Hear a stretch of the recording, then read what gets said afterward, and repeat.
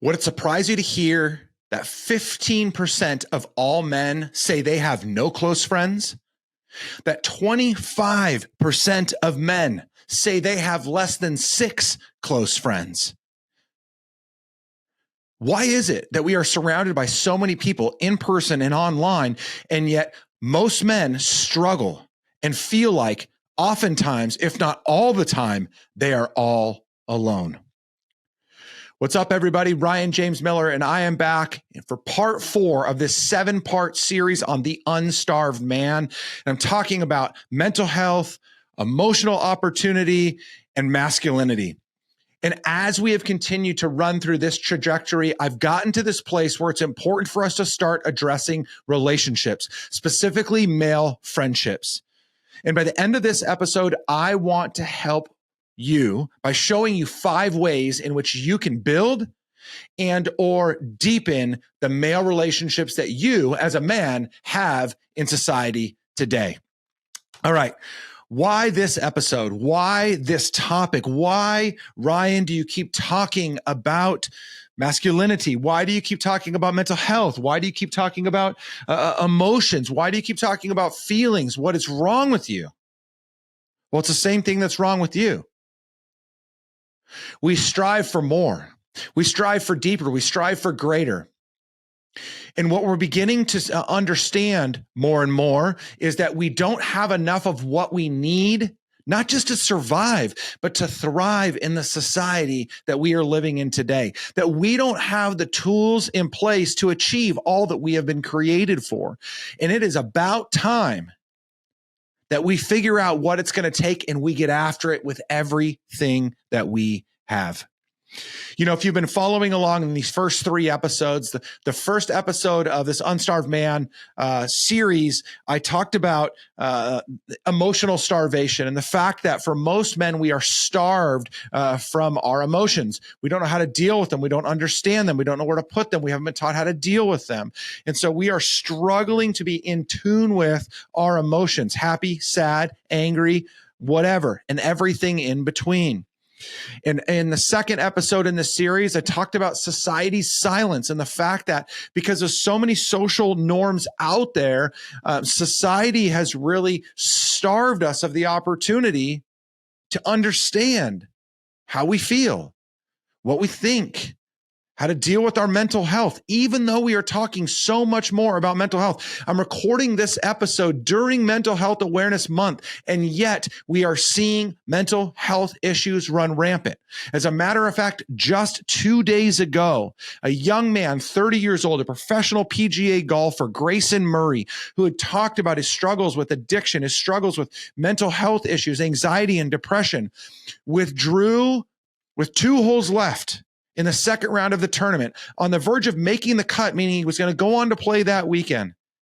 And he went home and he took his own life. We're not talking about this enough, and I will continue to talk about these topics as much as I possibly can until I can't talk about it anymore. In episode 3, we talked about vulnerability in the void. I want to break this cycle of men fearing vulnerability. Again, this is another topic that we talk so much about, being vulnerable, being raw, being authentic, but it's scary as all get out, and most men aren't talking about it. And I want to break that cycle.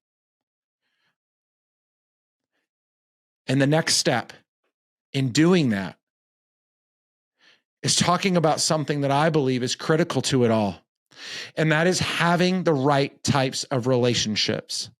Specifically, having male friendships that we can deal with our emotions with, that we can talk about our emotions with, that we can talk about our mental health struggles. But also, you guys, this isn't just talking about the negative, the frustrating, the hurtful, the challenging. This is talking about our successes. This is striving together. When I think of my best male relationships, these are ones that we are going to war together to achieve success, to be the best we can be in business, in life, at home, everywhere. So it's not just about dealing with our struggles in community. It's about working through life and growing together. And I believe that we thrive best when we do that with like-minded men. I want to share some statistics. I feel like as I've been working through this series and because of the feedback that I've been getting, I want to continue to back my statements up with data, with statistics, because if I don't, then it just becomes my own opinion. And while I am passionate about my opinion, and I believe a lot of my opinion, I believe all of my opinion in this area is right, but you may disagree, but it's hard to disagree with data. So I just want to share some data with you that I think is incredibly important for us to understand. So when I'm talking about the importance of relationships. Oh, by the way, I want to let you know that at the end of this episode today, I am going to share with you 5 ways that I believe you can build and deepen relationships. So don't go anywhere. Make sure that you stay to the end of this episode, because I'm going to offer you some practical tips. If you resonate with what I'm saying in this episode, if you like what I'm sharing, or maybe you don't like it, but you relate to it and you want to get better, you want to grow this area of your life, you want to build some real deep relationships with other guys, then please stay tuned to the end, because I'm going to share those with you. But okay, let's talk though about this importance of relationships. In order to combat emotional starvation, in order to fight against this war on our head and our heart, we have to understand what's got us here.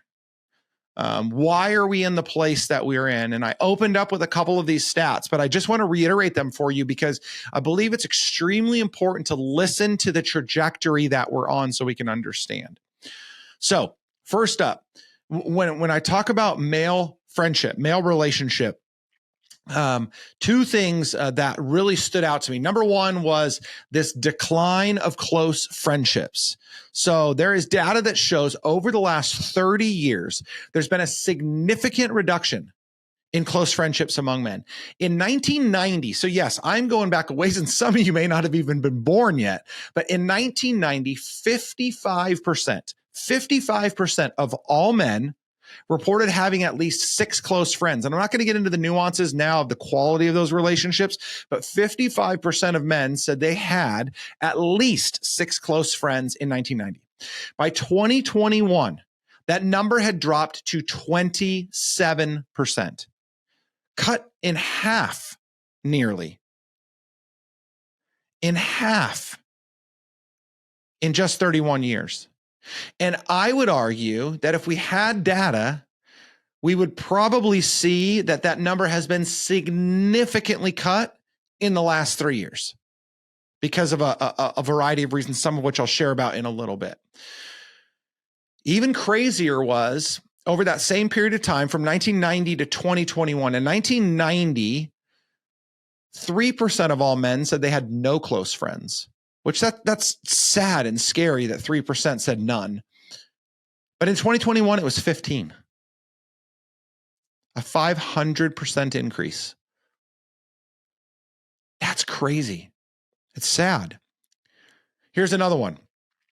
Youth men, younger men, are particularly affected in this way. In 1990, 45% of young men said they would first reach out to their friends when facing a personal problem. 45% of young men said they would reach out to a friend when they were struggling.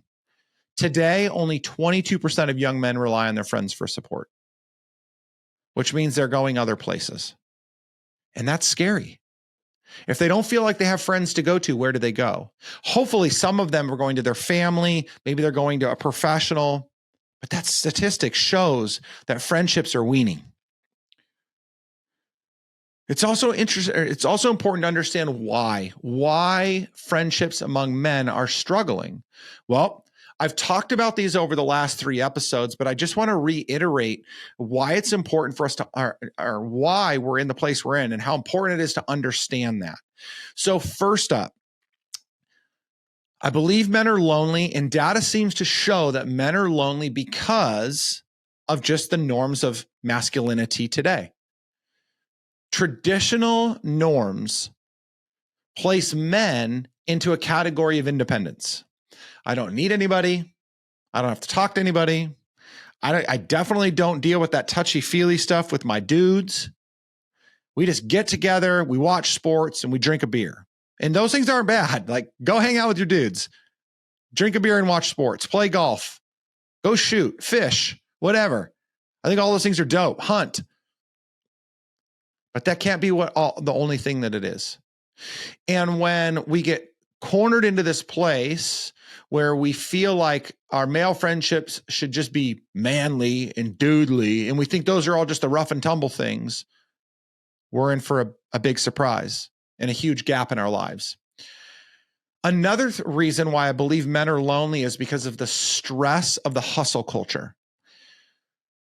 This is the idea of like work-life balance, which really doesn't exist. But there is this pressure on men to go out and work harder, to hustle harder, to be more successful.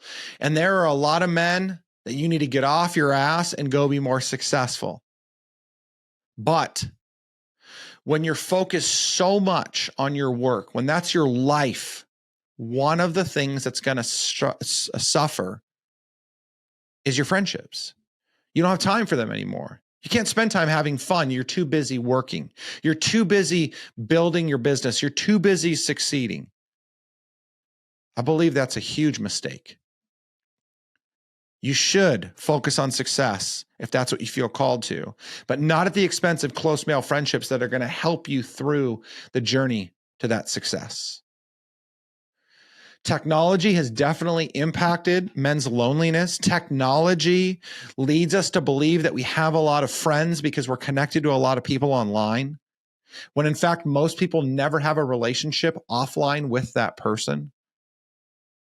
And then finally, the last reason why I believe, and again, I've argued this over the last couple of episodes, I believe that men are struggling and are lonely is because there's this stigma around mental health. And so when men begin to struggle with issues of mental health, they just bottle it up. They just turn inward and they start cutting people off more and more. And so all of these things lead to men being more lonely, men having less friendships, at least having less real friendships. And that's dangerous, you guys. It is so dangerous. If relationships are key to our success, if they're key to our thriving, if they're key to our well-being, and we're cutting them off, we're putting ourselves in a place where we're only going to suffer, where we're only going to struggle. And that's where I believe we're at in society today.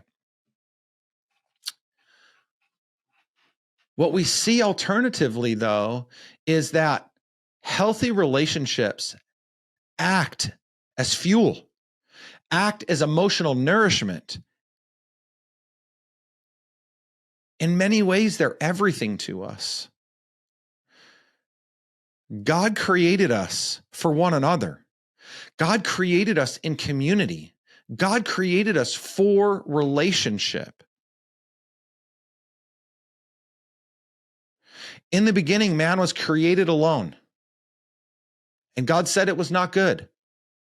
And in fact, God created a helper fit for him, an equal to support him, to serve with him, to care for him. And that doesn't just fit into the narrow context of marriage, though there is a lot to be applied to the marriage relationship from the initial creation of man and woman. But this also means that it is just in fact not good for men to be alone, women to be alone either. But we're talking about men here. I'm talking to men here, but I'm talking to you ladies about your men. So again, don't check out. And I'm hearing more and more from women that this is in fact something that they're noticing in their men, that they're struggling, that they're stressed out all the time, that they're not sleeping well, that they're lashing out, that they're frustrated, that they're gaining some weight, that they're not focused on their fitness. And I'm telling you, ladies, that is a good indicator that these things are suffering. So don't check out on me, please. God created us to serve, support, to love, to care for, to encourage, to build up, to hold accountable others. Our friends, our family, our community is oftentimes the support we need. There is no, in my opinion, this is just Ryan's opinion. Other people may feel differently, and that's okay. There is no glory in doing it yourself. There is no, I don't think it's cool when someone says, I don't need anybody, I can do it all on my own. It doesn't make you tough. It doesn't make you stronger. It doesn't make you better. In many ways, I think it makes you unwise. I think you're a fool.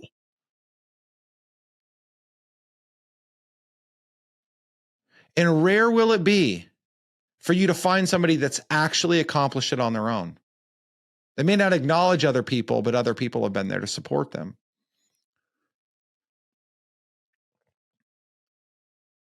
This, I've shared this many different times. I'm just going to be quick about this because, again, I've shared this many times in my podcast, but and in YouTube videos and many other things.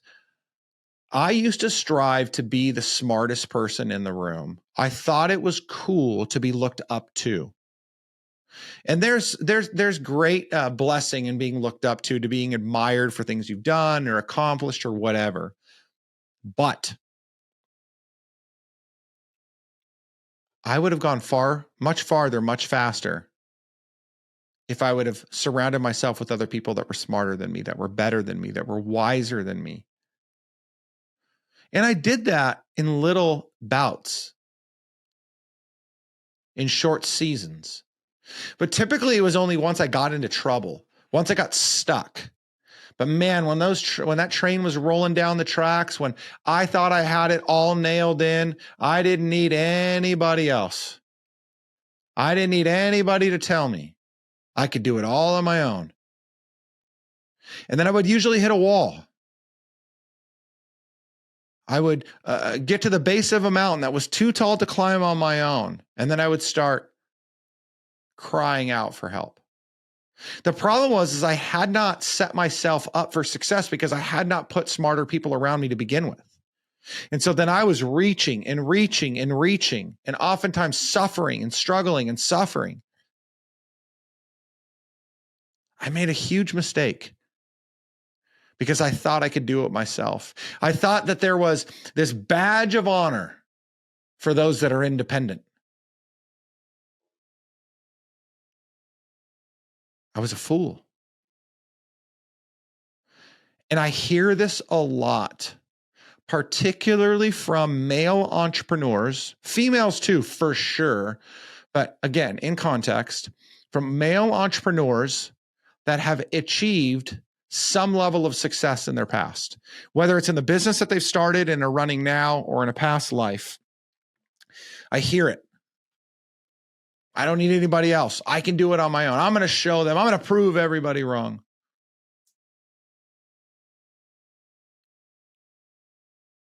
And I'm working with them and we're talking about achieving something, striving for a new goal. And they're frustrated. They can't figure out what's wrong. They're asking for my support, which is great that they're doing that. And then I start asking questions and come to find out they've waved the banner of independence their whole life. I've gotten this far on my own. I don't need anybody now. Good for you. I'm happy to hear that you have achieved success without, at least to your admittance, without anybody else's help. But the reality of the matter is you'd have been far better off with people's help, the right people's help. And right now, the reason that you're frustrated, right now, the reason that you're miserable, right now, the reason why you can't sleep at night, right now, why you are just beside yourself as to what to do next is because you're all on your own. And even when someone's paying me to coach them, I'm encouraging them to go find other people to be in community with. We were not meant to do this alone. Healthy relationships nourish us. The Bible's clear. It's Ecclesiastes 9, or Ecclesiastes 4, 9, and 10 says, two are better than one because they have a good return for their labor.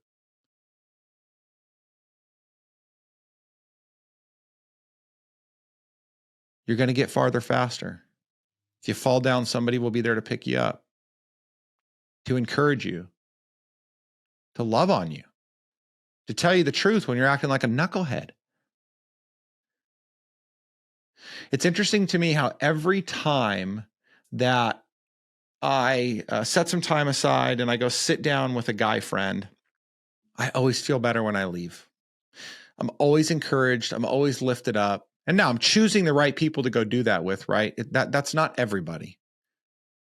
But I've identified the key people in my life that I know will build me up, that I know will make me better, that I know will tell me the truth.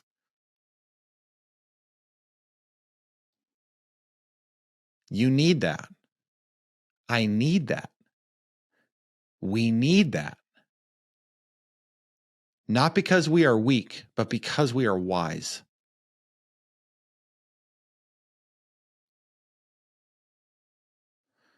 The Bible says that God will use what the world sees as foolish to shame the wise. And I believe that it's not completely in context here, but this is one of those things. The I got this, I don't need anybody crew will be shamed by the people that are looking for help everywhere they can get it.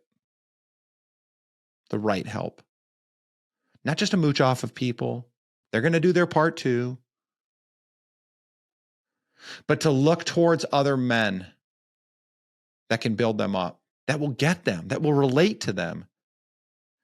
You know, there is nothing that you have done that somebody else hasn't done. Both the successes that you can learn from, but also the failures.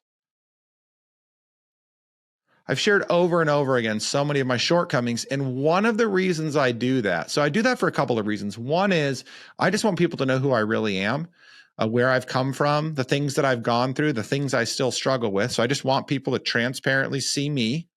But also, I continue to feel like the more I share, the more other people, other men specifically, will consider sharing.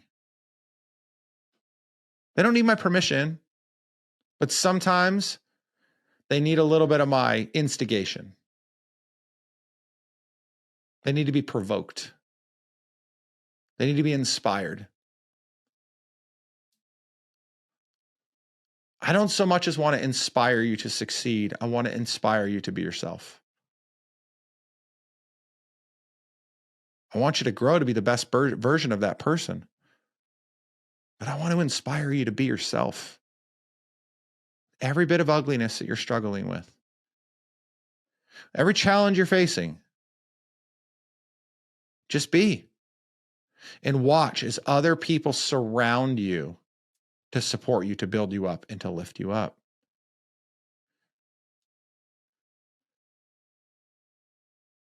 I want to encourage you, men.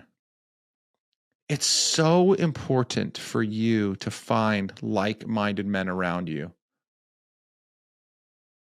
It's so important to surround yourself with the best of the best. Now, here's both the good news and the bad news. I'll share the bad news first. You are going to surround yourself with a bunch of screwed up people because they've all screwed up. The good news is because you can relate to each other, you can grow together. I mean, isn't that great to know that when you find the right crew, the right crowd of people, the right guys to be around, you don't have to fake it anymore?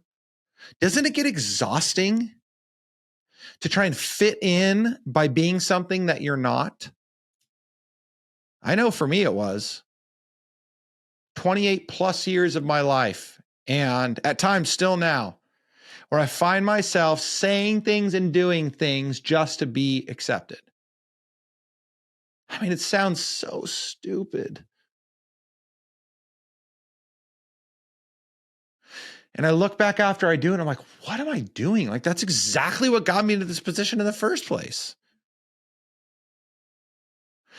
And then I find my tribes, my dudes. I think of the men that I've been able to bear my soul with. and just how incredible those moments and those friendships are. I wouldn't change it for the world. The ugly, ugly things we've shared with each other, the journeys we've been on. I was at a friend's child's birthday party over the weekend, and I saw a guy that I would consider a colleague and a good acquaintance. I consider him a friend, but we don't spend much time together at all. We're internet friends, but I really respect him. I like him. He's a great man, great family man, honorable. I really appreciate who he is, what he values, his love for the Lord, his public display of that, his transparency around some of the things that, he's not perfect with either. Anyway, so we hadn't seen each other in person in years, and we're chatting, and he starts telling me about how difficult this season of life has been for him. He was crushing it and then just hit a wall, and it just seemed like everything he did just was falling apart. And it was having impact and stress on his personal life, not just his professional life, but then his professional life was hurting more because of the personal, just like this vicious cycle. And he's sharing all these things with me. And he got done, and I said, I'm so sorry. I just want you to know I'm right there with you. Now, I could have just said I'm right there with you, meaning I'm here to support you, which I absolutely am. But then I went on to tell him how tough my last year has been and how I thought I was looking up at the beginning of 2024, and it hasn't quite gone the way that I hoped. It's getting better, and I feel mentally, physically, emotionally like I'm in a much, much better place, but the practical hasn't followed along. And we were talking, and it just felt like, man, this feels good. We weren't commiserating. We don't like the negativity. We don't like the losses and the failures. But when we were talking together, it felt like we got each other and we could build each other up and help each other back. Those are the types of male relationships I want to have. If you're just going to come tell me how amazing everything is all the time and you never have any problems, I'm going to have a hard time regularly being in a relationship with you. Like, I want to be friends with people that are killing it for sure. But the reality of the matter is it's not always like that. And I just want to be real. And by the way, if you are killing it and you want to be my friend, I want to be your friend because I want you to tell me all the ways in which you're killing it and how I can do it too. But you know what I mean? It's just not all rainbows and unicorns all the time. And so I love the realness and rawness of the conversation I had with that guy, and I look forward to more. Those are the types of relationships I'm after. And that was a guy I hadn't seen in person in years, had a real conversation with in many years. And it was just like, boom, right back to it. That's how I want all my male relationships to be. All my male friendships to be like that. How do we find those relationships? How do we build them? How do we maintain them? Well, I'm glad you asked, because I have 5 practical ways that I believe you can be more effective in building and maintaining strong relationships with other men. So I'm going to encourage you to write these down. I'm going to encourage you to consider how you can apply these, first of all, to your existing male relationships. You're going to find that some of your male friends aren't really good friends for you to have. Now, I'm not saying you cut people off in the moment, but I want you to really consider, are the men that you are surrounding yourself with on a regular basis good for you? Meaning, are they helping you to achieve your goals? Are they helping you to align with your values? Are they positive and supporting of the man that you want to become? Are they negative? Are they distorting your views? Are they misaligned with your goals? Because if they're those things, I don't think you want them in your life. I know I don't want those type of guys in my life. I don't want lazy guys. I don't want guys that don't care about their health. I don't want guys that don't care about their family. I want guys that want to be better. not to achieve some image of the ideal man, but I want them to strive to be the man that God has created them to be. How about you? What does your ideal male friendship look like? Well, here are 5 things that you can do to start figuring that out. Look to your existing friendships first, and then start thinking about other guys that you know that may fit this mold. And you may be saying to yourself right now, by the way, Ryan, this is weird. This sounds like you're trying to like set me up on a dating website or a dating profile. But I want you to get it. It's very similar. Now, there's vast differences between my wife and my guy friends, but my guy friends and my wife share a lot of the same characteristics. Like-minded, aligned in values, supportive of me, going to hold me accountable, right? Same thing. So it may sound weird, but maybe that's part of your problem is you're so weirded out at the idea of building real good, close male friendships that's what has you in the position that it does. So let's get back at it. Okay, so number 1, 5 ways to build stronger relationships with other men. Engage in shared activities. Now, this one may be like a no duh. This one may be super obvious because this one is one that actually a lot of men do. They find a common they find a common interest, and then they wrap themselves around it. It could be a sport, could be a hobby, could be a project of some sort. Maybe you play a sport together or like a sport. Maybe you go hiking. Maybe you work out together. Maybe you go shooting. Maybe you go fishing. I don't know, you make music. There's a lot of different things that you can do around shared activities. But I think that's a great place to start. That's not where you're going to finish, but that's a great place to start, because when we start with common ground, we know that we can continue to go back to that common ground, especially early on in the friendship when we're still getting to know each other, when we're still looking to build. Now, it shouldn't only be that, which that's actually a big part of the problem with men, is we find a shared interest or activity, and that's where we stay. We just go, we sit down, we watch the game, we don't really dig into anything, we both cheer on our favorite team, and then we go our separate ways. And that's cool, but that's just not going to accomplish a lot. That's not going to help you with your emotional starvation. That's not going to help you in the desire to achieve your goals. That's not going to help you necessarily with your mental health, though it's far better than you just being alone, which is why I said it's a great place to start. And while these aren't in particular order, this is a good place to begin, is around shared activities, engaging in shared activities. So think about things that you like to do and go do those with other guys. Number 2, the second effective way to build strong relationships with men is to prioritize quality time.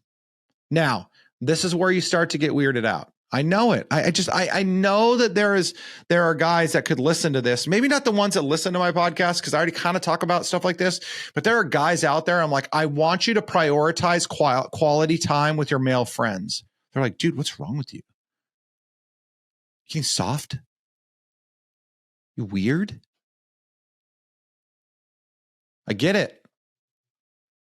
And again, if you're weirded out by it, it's probably part of the reason why you're in the position that you're in. Figure out a way to change it. Do hard things. Hard things mean sometimes you got to step into what you think is weird.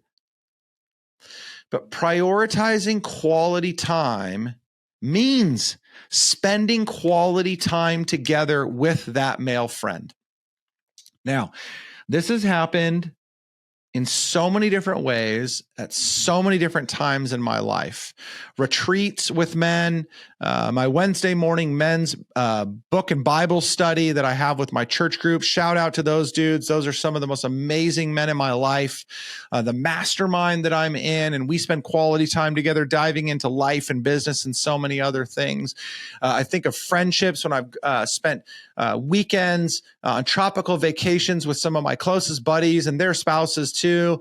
But just guys trips. I mean, there's just been so many incredible moments in my life, but there's one thing in particular that has really stood out to me, maybe more than anything else in my life.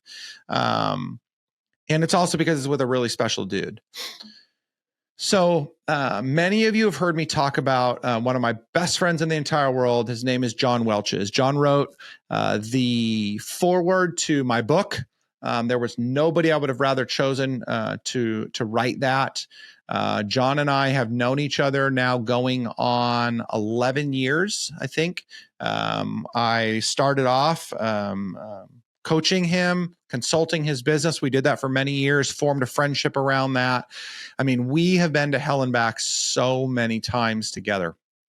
Well, in early 2020, when the pandemic struck, there was a local business in our area by the name of Nikki's Kitchen, and Nikki's had opened not too much earlier, and we were concerned for them because our horrible governor was asking every business to shut down and stay shut down. And so we decided, John and I, that we were going to start having breakfast there every Wednesday morning. And don't worry, California police, we did it in the parking lot. We brought a lawn chair and we would order our food. They would bring it out to us in our to-go container, and we would sit out in the parking lot and we would eat breakfast together.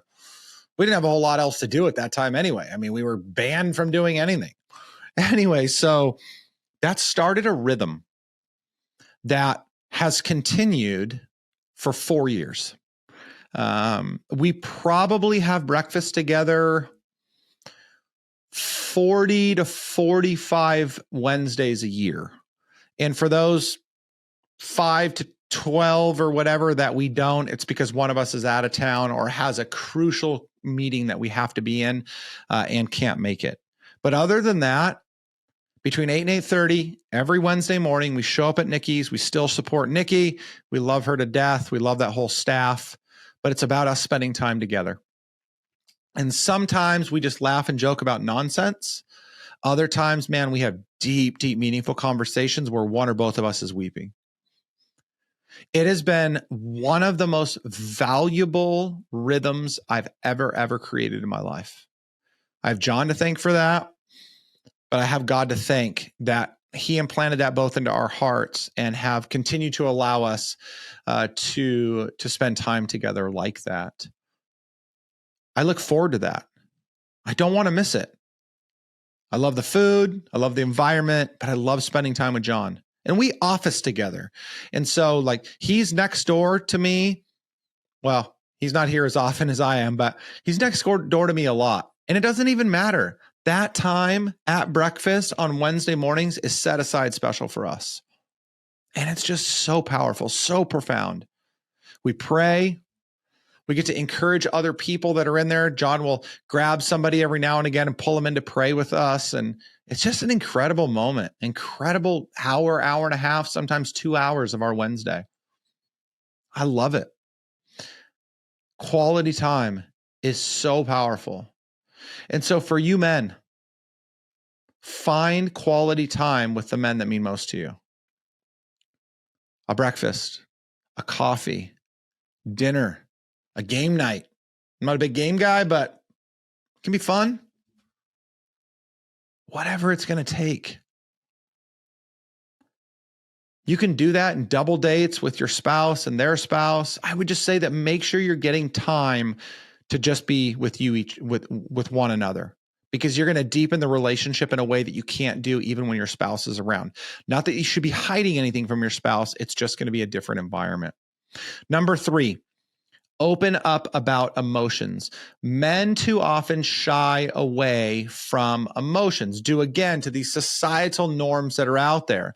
But if you want to effectively build strong relationships with other men, you have to open up about how you feel. And it's not just, I'm good, dude. Cool. Yeah, bro. Like, that's fine. Be tough. Be cool. Push each other around. Like, I don't care whatever you want to do. But just make sure that you're opening up. I can think of two specific instances. I can't get into either one of them, but I have two specific instances that are burned into my memory of moments when, with close guy friends of mine that were in the midst of crisis, ironically, somewhat similar crisis. And I watched both of those men break in front of me separately, different times. But I remember watching both of those men break down and cry. Both of those men that I had never seen cry, never seen get emotional at all like that. But they were facing a dire situation in their life, and both of them broke. And the relationship that was forged in that moment was far greater than anything up until that moment. And I formed a love for both of those men that I had never, ever had before for them because of their ability to be vulnerable. That's what it means to open up about our emotions. Talk about the fact that you're not feeling, that you're feeling off, that you're stressed out, that you're anxious. Just be real. Be honest. Be a man. Number 4, be supportive and reliable. Be there when your friends need them. Look, I've had to be really careful about this because I have this tendency to offer myself up to people. And you're like, well, Ryan, shouldn't you do that? And I'm like, yes, but you can only spread yourself around so far. And so I try to be really careful about the people I say, hey, let's get together. Hey, let's grab, there's this one guy at church right now. I want to hang out with him so bad. And as a matter of fact, it was weeks ago that he had said to me, hey, I'd love to sit down and talk. And I haven't been able to find the time yet. And I feel awful. But it's because I've been spreading myself a little bit thin. So be careful about who you open yourself up to. But if you're to call somebody a friend, be there when they need you. Answer their phone call. Respond to their text message. Go sit and have coffee with them. If they're struggling, lean in, listen, advise, provide practical help and support. Ask good questions. If you're aligned and you're seeking to serve them, you are going to help them move forward. And lastly, if you want to leverage an effective strategy for building strong relationships with other men, communicate regularly. Now, I just shared with you a story a bit ago about a guy that I hadn't talked to in years, and we had a very fruitful conversation. And I'm not saying don't do that, but identify the men that you want to be in regular communication with at least once a week. I have a list, as a matter of fact, of guys that I make sure to text, call, DM something at least once a week proactively. And I don't know whether I'm on other people's lists or not, but I get those messages from other guys as well. And it's interesting because some of them aren't exactly the same. But I feel fortunate to be connected with on a regular basis, or connected to on a regular basis with those other guys. But we need to be more proactive as men. We can't just rely on the fact, hey, the next time I see you, I see you. Because you may not see that person again. You may not be there in the moment they need you most. And it's not all on you. But to build good, strong male friendships, you need to build the friendship regularly. You need to be more consistent. Just like you would with your diet, just like you would with your exercise, consistency is king. Look, we are starved emotionally. We are struggling mentally. And yet, the weight of the world in many ways is on our shoulders to do better. And we want to do better. We want to strive. We want to succeed. We want to achieve. But we need to build strong relationships. We need those ties. We need the type of ties that are going to strengthen us, that are going to be there for us, that are going to help heal us. And I believe you wouldn't be listening, you wouldn't be watching if you did not want that too. So go back through your current list of guy friends and look through the lens of those 5 things. That's not all inclusive. There's other things out there that you can do, but I believe those are 5 helpful strategies for you to build and strengthen, maintain good relationships with your guy friends. We've got to connect deeper. We have got to live better than we are right now. Every single one of us needs this. Every one of us. If you happen to be listening to this episode first and you haven't listened to the other 3 in the series, go back to episode number 1 in this series and listen all the way through and make sure that you stay tuned for what's to come. Because in the next episode, we're going to talk about communities that care. So this is not just about building individual relationships, but it's about finding our way into communities that are going to care for us, that are going to encourage us, that are going to support us, that are going to lift us up. And I'm going to be talking a lot more about in the next episode. So be on the lookout for that one, but make sure you go back. Again, been sharing a lot. This guide that we've created, a guide to identifying and challenging negative thoughts. You can grab the link in the show notes, download that.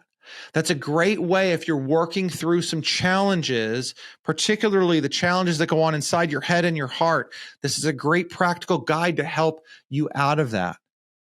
If you feel like you're not so sure of what to do, like, can somebody really relate to you? Can somebody really get you? Can somebody really understand what you've gone through or are going through? I would encourage you to pick up a copy of my book. That link is in the show notes. You can find it all over my social media. But if you say to yourself, Ryan, I don't even know if that book will help me. I don't want to spend $10 on that book. It may be garbage. DM me on your favorite social platform that you follow me on and let me know that you want to copy the book, and I'll send you a free PDF copy. If the barrier between you understanding whether or not we can relate to each other is $10, I got you. And I'm more than happy to provide a copy of that book to you. I'll send you a PDF copy almost immediately. So again, men specifically, and ladies, for your men that are listening, we need to build stronger relationships. We need to build deeper relationships with other men. We need to journey together because that is what we were created to do. And if we do that, your life will forever be better. Thank you guys so much. Cannot wait to share this next episode with you. That's going to be coming real soon. Peace.